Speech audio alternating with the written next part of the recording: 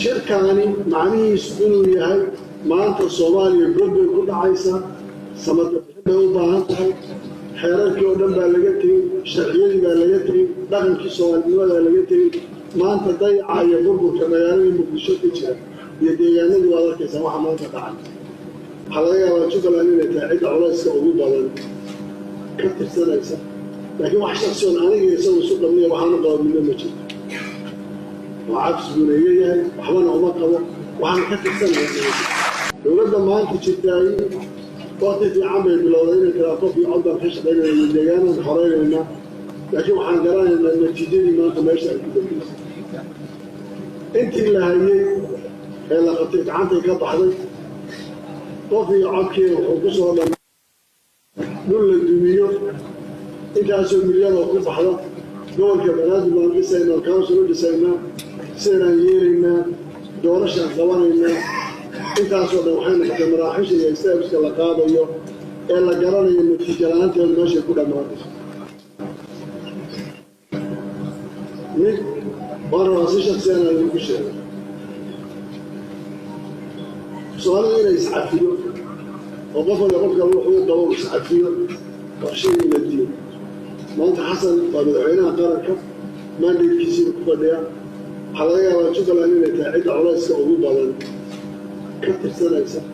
laakiin wax shakhsi oo aniga isagu isu dhammeeyo waxaan qaadnimo ma jiro وعكس بنية وحنا أمطوا وحنا كتبنا أما وحنا نسكسر ديننا نسكسر كلامنا وحيا هاي وحنا دور الشغل ربع عنا هذا كل شيء نسكتوا في الرأي كده أنا نسكتوا دور الشغل ربع شرعي كان موجود سير عيال وواحد شرعي أنا نقبل ما أنت أنا نقبل كذا مسؤولية ولما ما كان كان قصير طبعا دجال كان هذا Jubbaland وما نسلاه هذا يرجع من هنا شو نقول سؤال هذا Jubbaland ولا سؤال بسيطة حال ده سؤالته السؤال ده ولا بتشوف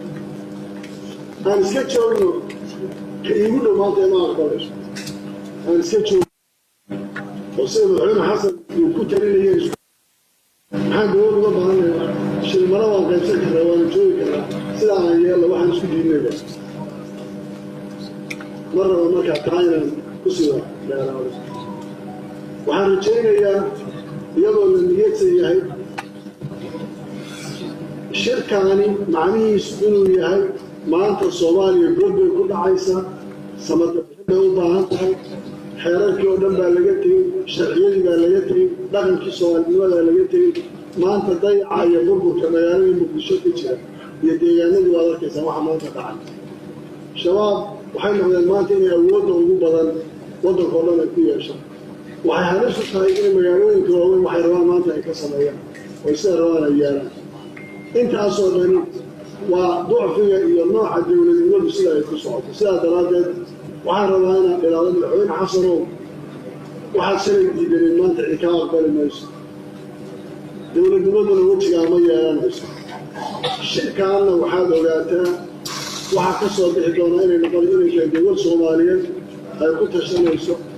haddii madaxweynuhu uu si aad u fakarayo uu iman lahaa intuu yimaado oran wadada meesha talada waan dhigay xageen talada haddaan la bilaabaya laakiin hadday noqon weyday taanka u dhimanna inuu yaqaano وأنا مجرد كمان ما أنت وقتي